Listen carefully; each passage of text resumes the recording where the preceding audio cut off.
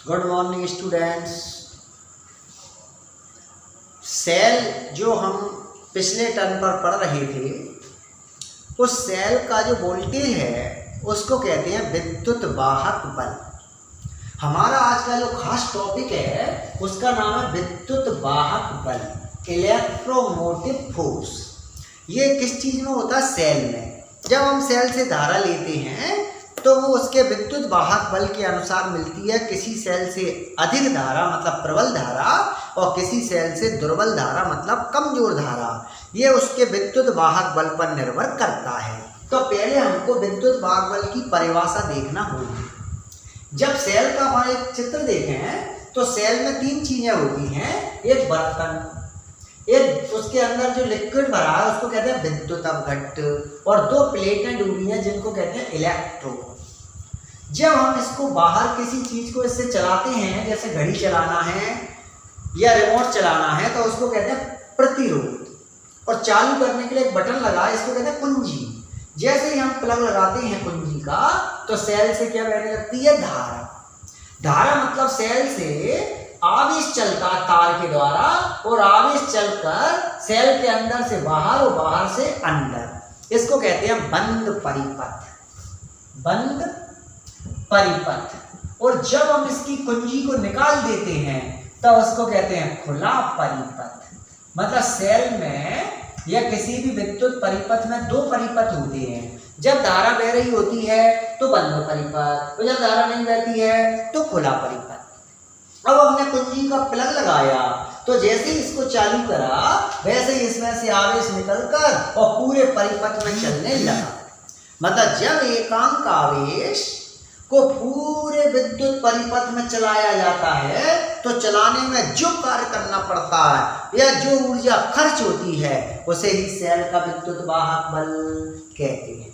एकांक आवेश को पूरे परिपथ में चलाने में जो कार्य करना पड़ता है या जितनी ऊर्जा खर्च होती है उसे उस सेल का विद्युत वाहक बल कहते हैं। ऐसी डेफिनेशन हमने पहले जो है वो विभवांतर की भी पढ़ी थी कि एकांक धन आवेश को एक बिंदु से दूसरे बिंदु तक ले जाने में जो कार्य करना पड़ता है उसे विभवांतर कहते हैं। उसका मात्रक भी वोल्ट, इसका मात्रक भी, दोनों परिभाषा एक समान है। बस अंतर क्या है? कहते बंद परिपथ में, पूरे परिपथ में, और वो एक बिंदु से कहता दूसरे बिंदु तक। यदि हम इसका सूत्र देखें तो विद्युत वाहक बल बराबर कार्य बटे आवेश।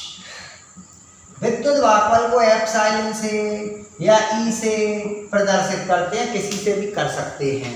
कार्य को डब्ल्यू से, आवेश को क्यू से प्रदर्शित करते हैं। तो विद्युत वाहक बल बराबर कार्य बटे आवेश। यदि हम इसका मात्रक लिखें तो सीजीएस पद्धति में कार्य का मात्रक अर्ग, आवेश का स्थिर पूर्णांक, तो विद्युत वाहक बल का स्थिर गोल। ये विभवांतर का हमको पहले से पता था। कौन सी पद्धति? सीजीएस। अब एसआई पद्धति, तो एसआई पद्धति में जो कार्य का है वो है जूल, इसका पूर्णांक, तो इसका बोल। कहने का मतलब विभवांतर और विद्युत वाहक बल की मात्रा कैसे एक समान। अब इसका ऐसे ही विमीय सूत्र, तो विभवांतर या विभव का विमीय सूत्र हमने है ना पहले पढ़ रखा है। तो क्या था? एम एल की घात 2 टी की घात -3 ए की घात -1। हमने जब इसको याद किया तो कैसे किया? क्या एक घात होती है यहाँ पे एल की, तो ये विद्युत क्षेत्र की तीव्रता का विमीय सूत्र है। दो घात होती है तो विभवांतर, विभव या विद्युत वाहक बल का विमीय सूत्र है। और तीन घात होती है तो विद्युत फ्लक्स का विमीय सूत्र है। कहने का मतलब ये हमको पहले से ही आता था। तो विद्युत वाहक बल की परिभाषा में हमने खास बात ये समझी है कि बंद परिपथ जो है उसमें जो आवेश चलाते हैं उसी को हम उसका विद्युत वाहक बल कहते हैं। या और तरीका है कि कुंजी का प्लग निकाल लें, क्योंकि जो आवेश है ना उसको चलाने में कुछ ऊर्जा क्या हो जाती है? खर्च। तो यदि हम इसका प्लग निकाल लें तब जब प्लग निकालने पर इसको कहते हैं खुले परिपथ में जो इसका वोल्टेज होता है, विभवांतर होता है, उसी को हम विद्युत वाहक बल कहते हैं। मतलब विद्युत वाहक बल का मान अधिकतम होता है और जब हम इससे धारा लेने लगते हैं तो वोल्टेज कम हो जाता है, तो उसको विभवांतर कहते हैं। अब पूरी बात अच्छी तरह समझें कि विद्युत वाहक बल और विभवांतर दो शब्द आ रहे हैं। विद्युत वाहक बल सेल का अपना एक लाक्षणिक गुण है। विद्युत वाहक बल सेल जब खुले परिपथ में होता है तभी होता है, और जब हम सेल से धारा लेने लगते हैं तो फिर उसके वोल्टेज को क्या कहने लगते हैं? विभवांतर।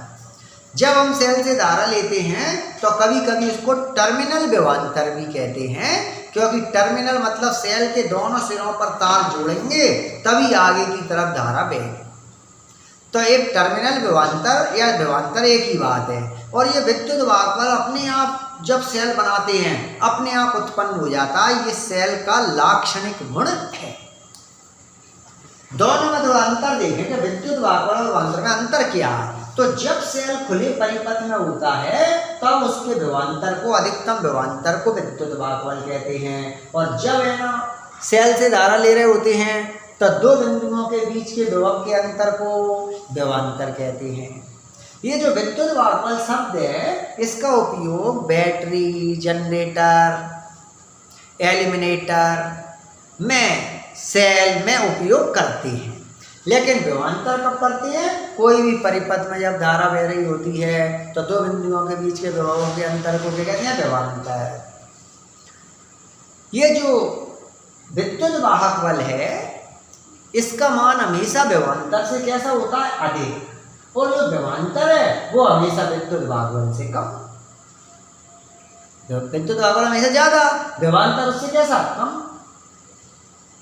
जब हम विद्युत परिपथ को बंद कर दें, कोई धारा ना लें, कुंजी का प्लग निकाल दें, तो भी जो है विद्युत वाहक बल तो सेल का रहेगा। जैसे 1.5 वोल्ट है जो घड़ी का सेल होता है तो 1.5 ही रहेगा, चाहे धारा लो चाहे मत लो। लेकिन यदि हमने विद्युत परिपथ बंद कर दिया तो विभवांतर नहीं होगा उसमें फिर, क्योंकि धारा ही नहीं बह रही। इसका मतलब सेल से धारा भेजते हैं, जो सेल है उससे हम हमेशा धारा भेजते हैं, और जब हम धारा भेजते हैं तो विभवांतर उत्पन्न होता है। बिना धारा भेजे विभवांतर उत्पन्न नहीं होता है। ये इनके क्या कहलाते हैं? अंतर। 3 नंबर का परीक्षा में आता है। तो अब है ना सेल का जो टॉपिक है हमारा, वो टॉपिक अब पूरा खत्म हो रहा है। अब खास बात जो है वो सेल की और जानकारी, सेल का जो प्रतिरोध होता है वो सेल के 2 भाग होते हैं, एक विद्युत वाहक बल और एक आंतरिक प्रतिरोध। तो आंतरिक प्रतिरोध का टॉपिक अब शुरू करें।